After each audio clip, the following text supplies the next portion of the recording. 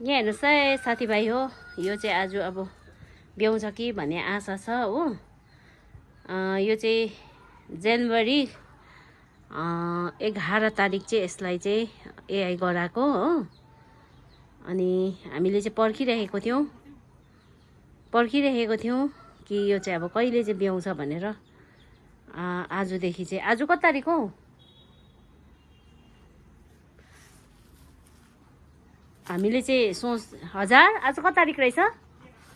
आज 13 तारिक रहेछ। हेर्नुहोस् अब सुरु भएको जस्तो रहेछ है। सायदै भरेसम्म चाहिँ ब्याउँछ होला। हेर्नुहोस् कम्ती राम्री छैन अब यसले ब्याउँछ हो, हामीलाई उन्नति दिन्छ। यो एकदम राम्रो गाई चाहिँ बिचारा। तपाईँको हिजो चाहिँ जन्मेन हो गाई, आज चाहिँ यसरी निस्किँदैछ बिचरा।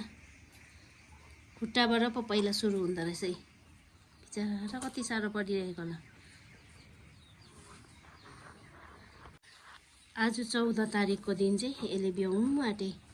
11 तारिक भर्ना भएको यही गरेको।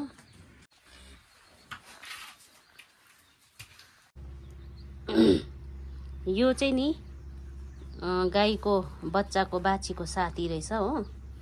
अनि यो साथी चाहिँ अब निस्केर यो साल झरेपछि चाहिँ एकदम उसलाई चाहिँ सन्चो हुन्छ होला।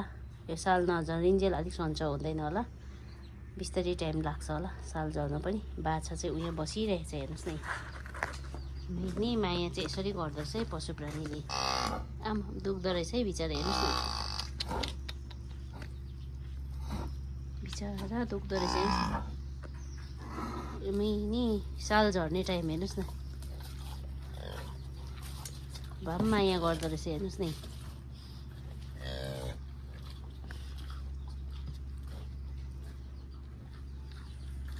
आफ्नो सन्तानप्रति माया भन्ने कुरो चाहिँ यसरी गाई बस्तुले पनि जनाउँछ हेर्नुहोस् न। नि ऊ एकजना थियो, दुईजना भयो, दुखेर हेर्नुहोस् न कस्तो बेसी दुख्दो रहेछ बिचरा। यसरी साल निस्किँदै गर्दा दुखेको अनुभव बिचरालाई जिब्रो निकालिन्जेल भयो।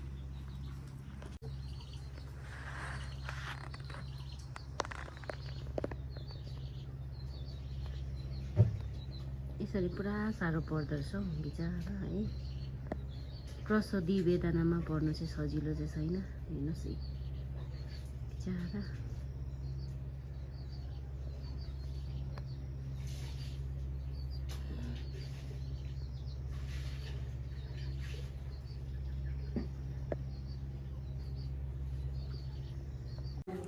अब चाहिँ यसरी तङ्ग्रिसकेको छ। दुध खानु पनि उठिसक्यो हो।